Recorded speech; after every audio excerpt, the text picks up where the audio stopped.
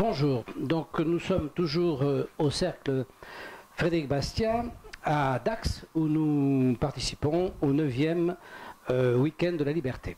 Alors là j'ai le plaisir d'interviewer Madame Virginie Pradel. Madame Virginie Pradel est un professeur de droit fiscal en fin de cursus. Elle a mis en place l'Institut fiscal Vauban, qui est un think tank qui se propose de réfléchir sur le fisc. Et chose extraordinaire, quand même, c'est qu'en fait, elle va réfléchir sur le fisc, pas pour qu'on ait plus d'impôts, mais pour peut-être qu'on ait moins d'impôts. C'est un petit peu ça quand même. Vous trouvez que c'est excessif, la charge fiscale? C'est ce que vous nous avez dit dans votre conférence. Oui, exactement. Quand on fait quelques petites comparaisons sur différents impôts, donc l'impôt sur le revenu, l'impôt sur les sociétés ou les droits de succession, on constate, et c'est seulement factuel, il n'y a pas d'appréciation subjective, que les taux d'imposition français sont 2 voire 3 fois supérieurs, ce qui place en fait la France dans une situation d'exception fiscale, à savoir qu'elle surtaxe alors que les autres pays sont quand même beaucoup plus raisonnables quant au niveau de prélèvement qu'ils opèrent sur leurs contribuables. Oui, vous nous avez donc expliqué ça, qu'effectivement la France est la championne. Donc je dirais que c'est un lieu commun de le dire dans la presse, etc. Mais vous le confirmez dans les chiffres que vous avez. Donc effectivement, la France est une exception. Mais une exception considérable, parce que par rapport à la moyenne des autres pays, c'est plus de 10 points, je crois, vous avez dit. Oui, c'est complètement fou. Alors si on prend le premier indicateur, celui des prélèvements obligatoires rapportés au produit intérieur brut, donc en France on est à 45%, alors que l'Allemagne est à 39%, donc il y a 6 points d'écart. Oui, 6 points d'écart. Et le Royaume-Uni est à 34%, donc c'est quand même 11 points d'écart, c'est considérable. Après, on a d'autres indicateurs, par exemple le taux global moyen d'imposition d'une entreprise, qui a été calculé par le cabinet PwC et exposé dans le dernier rapport Paying Taxes 2018.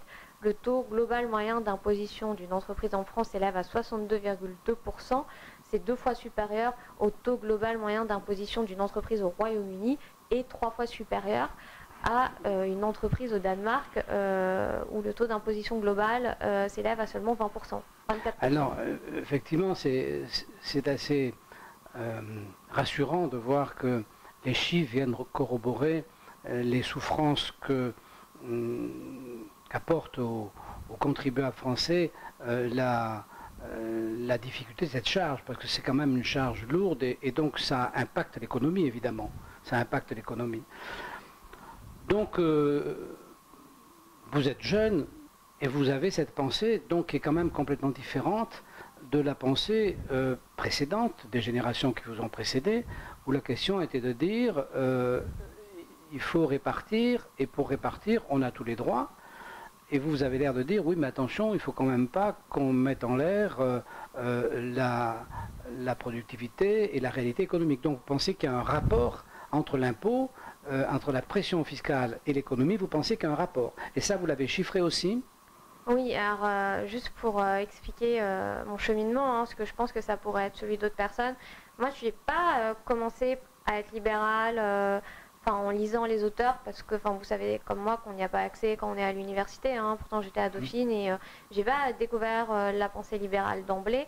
C'est par le biais de mon métier de fiscaliste que j'ai été amenée en fait, en me spécialisant en contrôle fiscal, à voir toute la violence qui s'exerçait sur les contribuables, les taux d'imposition complètement exorbitants qui pesaient sur les entreprises comme sur les ménages. Vous avez vu la misère fiscale de près. La misère fiscale des contribuables en détresse.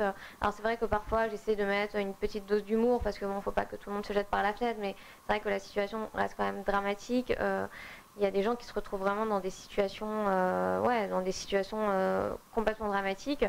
Et voilà, c'est cette souffrance en fait qui m'a fait remonter la pelote, sachant que cette pression fiscale en fait résulte de la gabegie publique de l'État qui fait n'importe quoi depuis des années. Donc je pense que le biais fiscal est un moyen pour les gens de vraiment réfléchir au système français dans sa globalité, sachant qu'on commence par ce qui est le plus agaçant et qu'on arrive à ce que les gens ne comprennent pas trop, les dépenses. Dans cette misère fiscale, qui est la partie psychologique, qui touche quand même des centaines de milliers de gens par an, des millions. Est-ce que vous avez remarqué que quand ils sont agressés directement par un contrôle, une chose comme ça, est-ce que vous avez remarqué cette chose extraordinaire? Ils ont l'impression que c'est eux qui sont visés, alors qu'ils ne prennent pas conscience que c'est un problème global. Et donc ils vont vers une défense très personnelle. Ils ont très peu tendance à se regrouper. Ils ne sont pas, si vous voulez, dans la position du syndicaliste qui, quand son patron l'enquiquine, va voir le syndicat.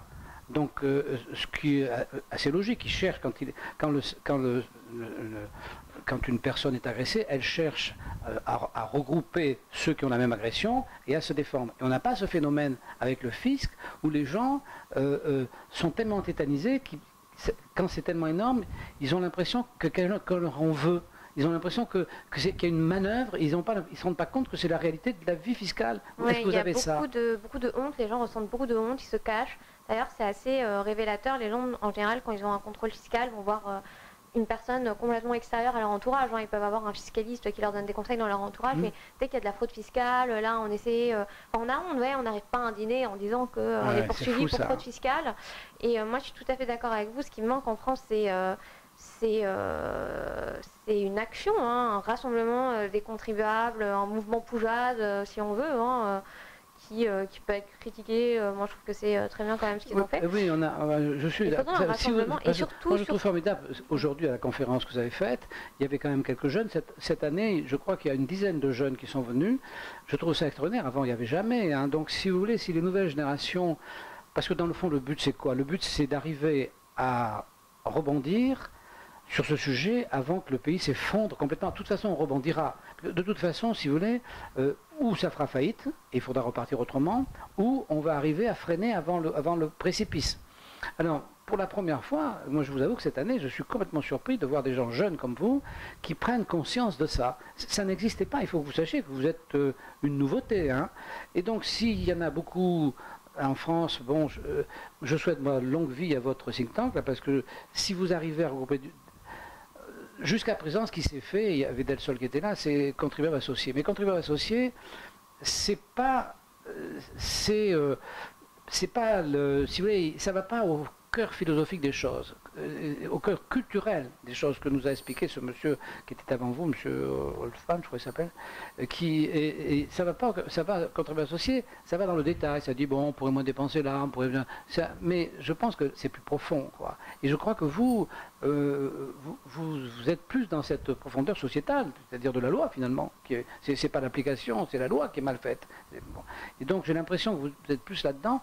Moi, ça m'a beaucoup plu. Vous avez fait un livre, quelque chose? Non, on n'a rien proposé aux gens. Non, pas encore, là, j'ai que ma thèse. Donc... Alors, on ne peut pas leur dire que mais votre thèse, quand elle sera faite, on pourra l'acheter. Oui, alors, c'est sur quoi la thèse? Alors, c'est sur la faute du contribuable. Et en fait, l'idée, c'est de montrer que ce qu'on reproche en fait aux contribuables, c'est pas vraiment une faute. Enfin bon, là, je résume brièvement, mais pense que comment dire, ce qu'on reproche aujourd'hui au contribuable, c'est plutôt une mauvaise interprétation de la loi. Enfin, en fait, il est poussé à la faute, si on veut, par l'administration fiscale, dès lors que la loi fiscale est mal rédigée et qu'en fait, le contribuable tombe dans le piège de cette loi. Il tombe dans le piège à tous les coups. Voilà, donc. En plus, si vous voulez, dans les contrôles fiscaux, moi je pense que le vrai tricheur, c'est très marginal, mais il y a des gens qui, effectivement, ont des métiers particulièrement durs. Je pense par exemple aux restaurateurs. L'argent n'est pas gagné de la même manière pour tout le monde. Il y a des gens, et on l'accepte pour les salariés, on considère qu'il y a des salaires qui sont plus méritants que d'autres. Il y a des gens qui gagnent leur argent en risquant leur vie. Et c'est parein dans les situations commerciales, libérales. Il y a des commerces, si vous voulez, où vous avez des peinards, puis il y a des commerces où les types ils se couchent à 3 heures et ils se lèvent à 6 heures. Enfin, c'est des trucs infernales.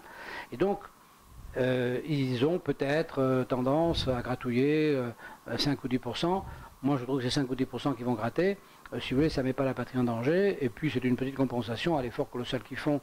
Donc, on ne peut pas les pénaliser comme c'est en train de vouloir se faire, parce que ça n'a rien à voir avec un gangster. Enfin, c'est-à-dire, comparer les fraudeurs fiscaux, entre guillemets, tels que par brasser de milliers, le fisc en prend tous les ans, je trouve ça absurde. Et vous savez, en tant que jeune professeur avocate, je me demande, vous avez parlé tout à l'heure, je me demande franchement s'il n'y aurait pas lieu de faire un procès en diffamation au syndicat unifié des impôts pour avoir dit qu'il y avait 100 milliards de tricheurs, et surtout particulièrement de l'impôt sur le revenu. Ça veut dire c'est stigmatiser une partie de la population, qui n'est déjà que 50% de la population, qui paie l'impôt sur le revenu, et aller dire que ces gens sont des tricheurs à la hauteur de 100 milliards, ce qui est quand même pas rien, c'est un peu plus que l'impôt sur le revenu. Je trouve que c'est aussi diffamatoire que quand Le Pen a tort, et il est naturel qu'il soit condamné, dit la délinquance, c'est les Arabes. Bon, il a tort, c'est vrai, mais quand le syndicat unifié des impôts dit la délinquance, c'est les gens qui paient l'impôt sur le revenu et c'est 100 milliards, non mais c'est n'importe quoi. Non, mais c'est vrai que c'est... c'est diffamatoire. Non, mais moi je trouve ça hyper intéressant et c'est vrai qu'il faudrait creuser ce point. Et c'est sûr qu'il y a beaucoup d'assertions vraiment Parce douteuses. On parlait tout à l'heure de comment faire pour en parler. Mais déjà, faire un procès comme ça, faire un procès en diffamation, si votre secteur en faire un procès en diffamation en disant, mais halte là, halte au feu, là, c'est de la propagande, et puis c'est de la propagande diffamatoire. Donc, si vous voulez, moi je trouve ça vraiment grave. Et voilà, je vous soumets... Non, mais c'est une idée, de toute manière, il faut creuser et je pense qu'en fait, il faut... rassembler le plus de personnes possible.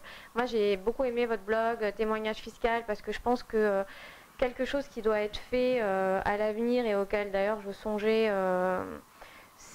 Moi, je pense qu'en fait, l'administration continue de persécuter les contribuables parce que tout ça se fait dans l'opacité. C'est-à-dire que les gens ont plus ou moins l'impression que les gens se font persécuter, mais ils ne le voient pas, ils ne voient pas les gens, en fait. C'est invisible, en fait. C'est la souffrance invisible. Mais quand on les mettra, vous savez... Parce que le coût du pénal, c'est pas si mal que ça.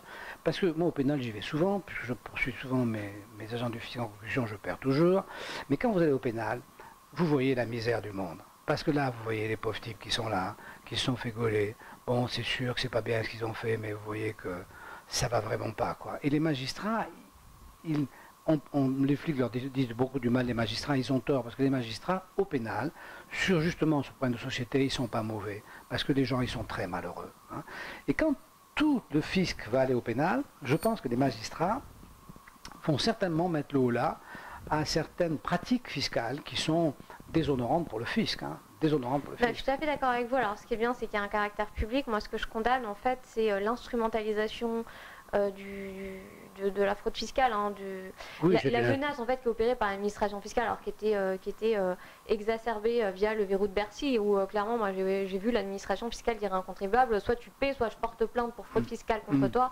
Et imaginez, il y a quand même beaucoup de personnes qui n'assument pas d'avoir leur situation fiscale exposée en public. Donc c'est plutôt l'instrumentalisation par l'administration fiscale que je condamne. Aussi le fait, la double procédure, bon, ça peut être bénéfique, ça peut aussi porter préjudice aux contribuables, dès lors que c'est un peu l'objet de ma thèse, c'est beaucoup plus facile de démontrer une faute du contribuable sur le plan pénal que sur le plan fiscal. Vous devriez rencontrer, je vais vous donner le numéro de téléphone de Claude Bouling, de Emmanuel Bouling. Il a ce problème, il est sur mon blog, c'est un type remarquable et il a un jeune avocat de Montpellier qui s'occupe de lui, son affaire marche pas trop mal. Il avait la plus grande boîte de nuit de Paris qui s'appelait La Locomotive. Il a été, je vous raconterai ça parce que c'est trop long là, mais il a donc été allumé par le fisc et au pénal, il a été élargi. En cours d'appel pénal, on a dit non, il n'y a pas de dissimulation de recettes. Pas de PV. Eh bien, le fisc a continué à lui mettre le redressement sur dissimulation de recettes. En première instance, ils lui ont mis le maximum. Il a été en Conseil d'État, on lui a enlevé. Il est revenu en cours d'appel, ils lui ont partagé l'apport en deux. Mais l'apport en deux, ça fait quand même 12 millions d'euros. Hein. Donc, ça l'a étalé. Mais donc, si vous voulez, lui pense l'inverse. Lui pense que le pénal... En fait, ça dépend des circonstances.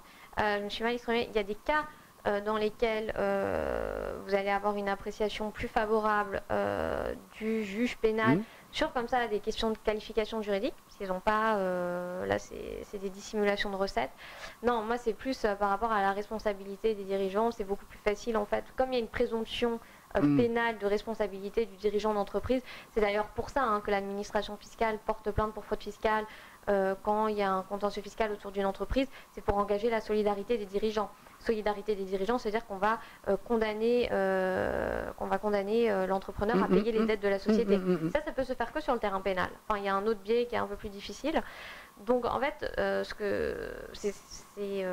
ça dépend du point de vue. Voilà, il y a des cas dans le cas de monsieur, mais c'est vrai qu'il y a aussi des cas où c'est pas terrible, et dans tous les cas, ça pousse quand même à faire 2 procédures. Ça peut être plus ou moins bénéfique selon les cas. Enfin, moi je trouve l'avantage qu'il y a, c'est que c'est une procédure publique. Quand on va au pénal, on peut amener des contre-arguments, on peut demander une expertise. Au pénal, on a quand même des moyens de demander une enquête plus poussée qu'on n'a pas. Je suis d'accord avec vous, mais il y a beaucoup de gens quand même qui, pour une question de réputation, des gens qui n'assument pas de se lancer. Oui. Allez voir Brassens, la réputation. Non, mais c'est vrai que moi j'ai vu des gens qui étaient complètement pétrifiés à l'idée d'aller devant un juge pénal avec, c'est vrai que peu de gens vont en prison, mais bon, ça reste une éventualité. Il y a des gens vous avez raison. En plus, franchement, la première fois qu'on y va, on est. Non, mais la première fois qu'on y va, on a peur. C'est la cour des miracles. On a peur, puis tout est fait pour qu'on ait peur. C'est fait pour ça. Eh bien écoutez, voilà, donc on a fait le tour. Donc merci d'avoir accepté ce petit interview. Merci d'avoir amené votre dynamique et votre jeunesse à ce week-end de liberté qui prend de l'ampleur chaque année. C'est formidable. Ça prouve quand même qu'il y a une petite évolution. Et puis donc, bonne chance pour votre examen, comme vous allez l'avoir, l'agrégation. Bonne chance pour l'agrégation. Et puis quand vous aurez votre agrégation, n'oubliez pas de nous dire votre thèse, de m'envoyer à Témoignage Fiscal et à Frédéric Bastiat les références de votre thèse qu'on peut acheter toujours les thèses. Oui, bien sûr. Voilà. Oui. Moi, je ferai un petit résumé. On la lira avec plaisir. Voilà. Bon, merci, à bientôt. Au revoir.